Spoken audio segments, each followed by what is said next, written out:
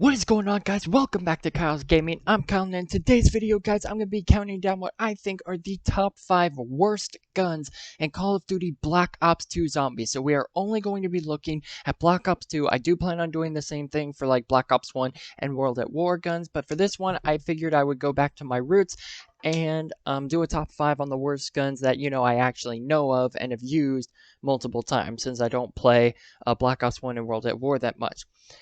Just a couple of quick things before this video. Number one, I will not be including any wonder weapons, obviously, so you're not going to see like Ray Gun Mark II, Jet Gun, anything like that on here.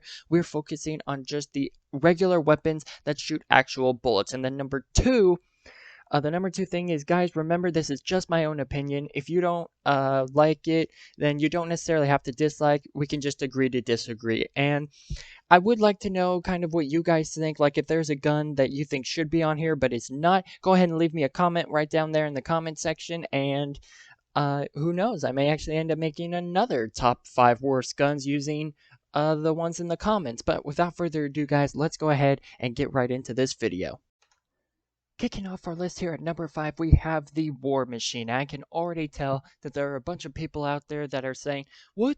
War Machine only at number 5? No way, man. It deserves to be so much higher. Well, let me just kind of explain why it's not.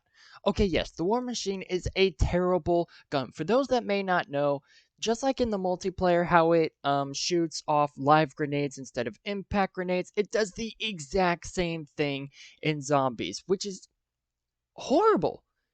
It's horrible. I honestly cannot whose idea was it to make a grenade launcher that shoots off live frag grenades?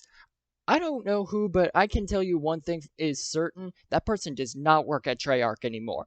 But the reason it only comes in at number 5 on this list is because when you pack-a-punch it, it actually does what you assumed it was going to do in the first place. But that's also where it falls flat, is that you assume it's going to have impact grenades, but instead it's like actual live frag grenades.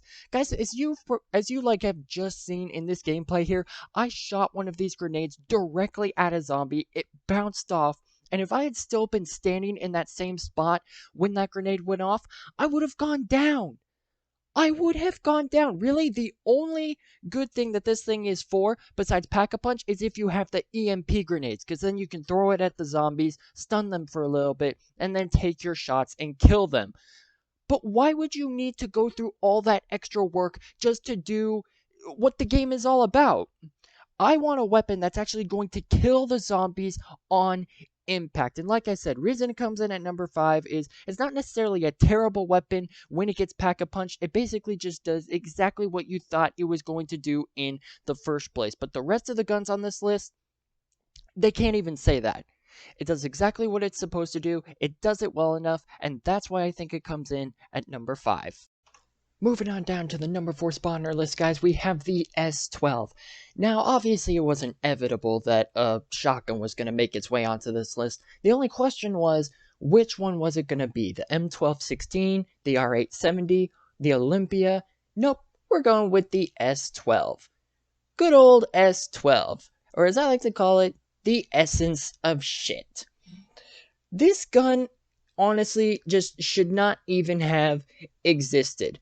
And I could probably say that for the M1216 as well, but it does have pretty good power, and it is pretty decent whenever it's pack-a-punch. This thing cannot even say that. Guys, you have to look at this gameplay. You need to watch this. It is round 15. Yes, I understand. It is a high round. Okay, it's a pretty high round. But at this round, I would rather have the Olympia, which is a starting shotgun. I'd rather have the Olympia than this gun right now, because as you can see, there is a very, very short time period between, oh, hey, look at all this ammo I got, to, hey, where the hell did all my ammo go?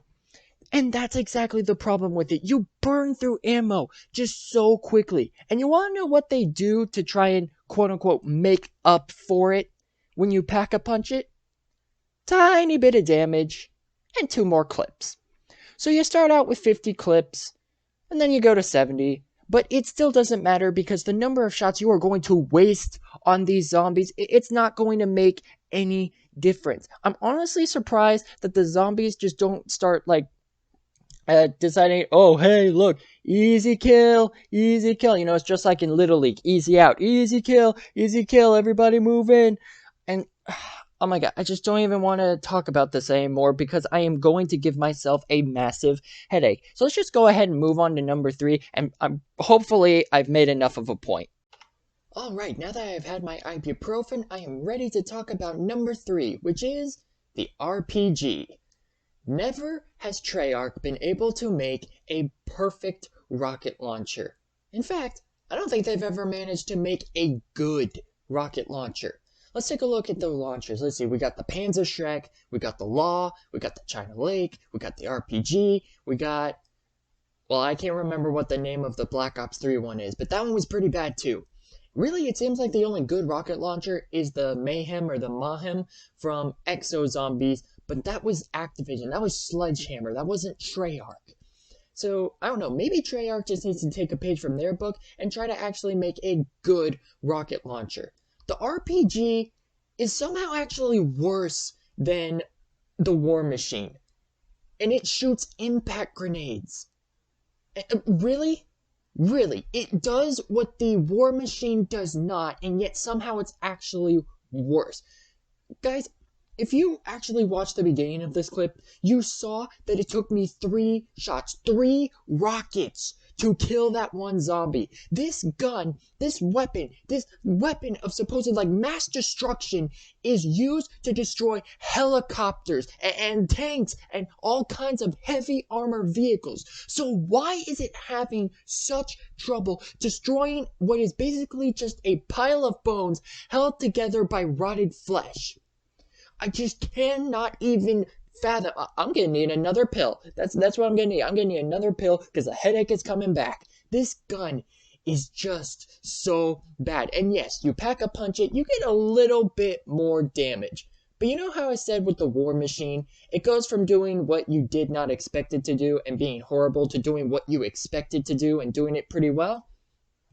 Well, the RPG does pretty much what you expect right off the bat, but you have to set those expectations really, really low, which is exactly why it places so low on this list, but not necessarily as bad as the next two because it does have quite a bit of ammo to make up for the fact that it doesn't have very much power and everything else. So let's go ahead and take a look at our number 2 and just see exactly what could be worse than the RPG. And coming in at number 2 on our list, guys, we have the SMR, the bane of every zombie player's existence. Guys, at the beginning there was sort of a theme here, you know? The other guns on this list were actually pretty good for multiplayer. They served their purpose. They were sort of good. The War Machine, yeah, it shot off live grenades, but guess what? That will kill a multiplayer person, maybe not a zombie, but someone in multiplayer, it'll kill them pretty easily and pretty quickly. So you can actually get quite a few kills in multiplayer using that weapon.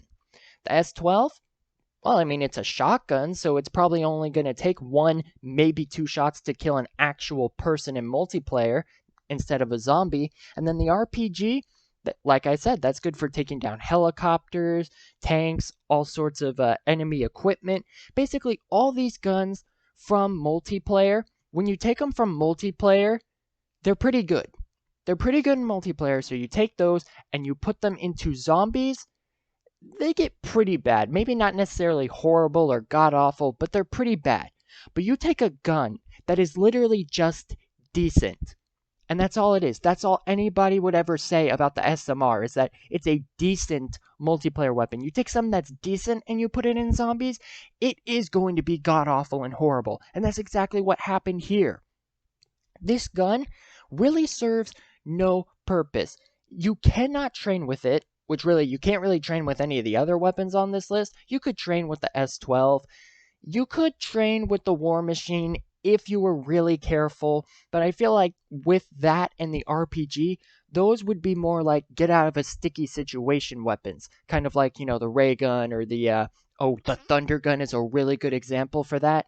So that's just a kind of get out of a tough situation kind of gun. But the SMR, There's no point in training with it because as soon as you turn around to shoot the zombies, you'll die.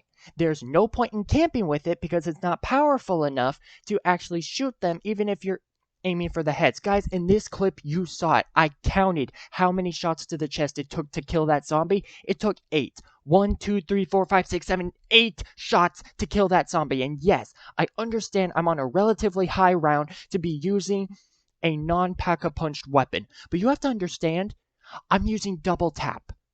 In the clip, I am using double tap. So technically, I shot him with 16 bullets, which I'm pretty sure is what round it was. So it's almost like whatever round it is, that's the number of shots from the SMR it's going to take for you to kill that zombies. And that is just completely unacceptable. But it does not necessarily burn through ammo like our number 1 pick. And that's why it comes in at number 2. It has a pretty good clip for the type of gun that it is, being semi-automatic, so you're not really burning through ammo, but I just don't really see why anyone would use this weapon, so that's almost a moot point, but it doesn't burn through ammo quite like our number 1 spot.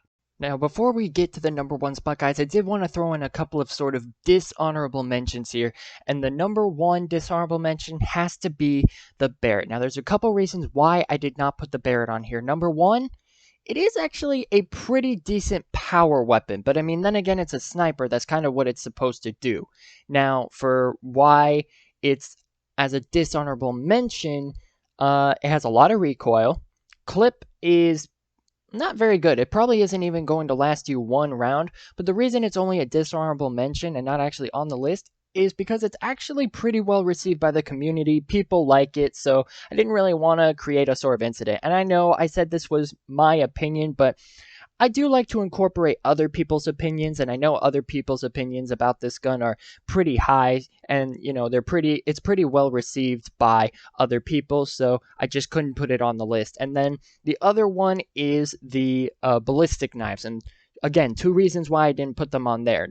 Number 1, it's not technically a gun. It's a weapon, but it's not a gun. And I was trying to keep this specifically to Black Ops 2 guns that are really bad, not just, all around weapons, which is why there's no wonder weapons on here. And then number 2 is because when you pack-a-punch it, it will allow you to revive your teammates whenever you shoot them with one of the knives. So that's actually pretty good for when you're playing multiplayer, but again, I don't really see what the point would be. It's almost like a waste of 5,000 points because you could just get like quick revive and revive them in like 2 seconds, and that's pretty much it. So anyways, guys, let's go ahead and move into our number 1 spot.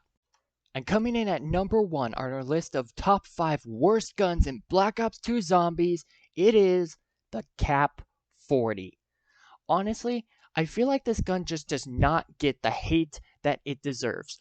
With all the rest of the guns on this list, it's been, you take something decent and, pretty good. You take something that's pretty good in multiplayer, you put it in zombies, it's pretty bad. Not horrible, pretty bad. Then, with the SMR, you take something that's decent and you put it in zombies, it's going to become pretty god-awful. And then, when you take something like the Cap 40, which I don't think anybody actually used. Like, be honest, how often did you actually add the Cap 40 to your loadouts? I know I definitely didn't. I didn't like it. And here's really, there's just one reason, one excellent reason to trump all other reasons as to why it comes in at number 1 and why it's so bad. The ammo, the fire rate. So I guess it's really more like 2 reasons, but they kind of coincide with each other. The ammo is pathetic. Even for the pack-a-punched version, it's pathetic. It has so much less than like all the other submachine guns. Even the actual pistols themselves get more ammo than that. Obviously not like Mustang and Sally or anything like that, but honestly, just the ammo is so poor and so bad, especially pre-pack-a-punch. Post-pack-a-punch, I honestly would say it gets decent. It gets pretty good on the ammo, but it just burns through it so fast, which is why I am so glad that there's the Double Tap 2.0 that gives you 2 bullets for the price of 1 instead of just increasing your fire rate like Double Tap 1 used to. Honestly, you put Double Tap 1 on this gun is not even going to last you a full 10 seconds. Here's the problem. It's definitely not a camping weapon because the ammo is so poor, you're going to run out and then you're basically going to be stuck and dead. It's not a training weapon because as soon as you turn around, you're only going to be able to kill like maybe 3 or 4 zombies in one clip. And then next thing you know, again, you're out of ammo and you're dead. And there's no point to pack-a-punch this other than maybe seeing what it's like when it's pack-a-punch. Really, that's literally the only reason I pack-a-punch the weapon on here is because I wanted to show you guys what it's like when it's pack-a-punch. I wanted to show you the ammo and the slight increase of power and everything. But like I said, with the other guns, they're pretty good and then they're decent for multiplayer. You put them in zombies, they're pretty bad, and then the SMR is horrible. But with this, no one even used it in multiplayer. I don't think anyone used it in multiplayer. I didn't, my brother didn't, my cousin didn't. Pretty much everybody I know just hates the Cap 40, and that is why it had to come in at the #1 spot. Like I said, I just don't think it gets enough hate because nobody ever uses it. And honestly, that probably makes my point a lot better than anything I've explained. The fact that no one ever uses it and nobody wants to really just proves my point. So I'm going to go ahead and shut up, and that's going to be the end of this video. Well, I hope you guys enjoyed this video. If you did enjoy this video, do not forget to leave a like, comment, and subscribe to the channel for new videos posted on a regular basis. I am on the road to 100 subscribers, so if you could hit that subscribe button, hit that notification bell in the corner, that will really help me out a lot, and I really appreciate it. Thank you guys so much for watching. I will see you all next time.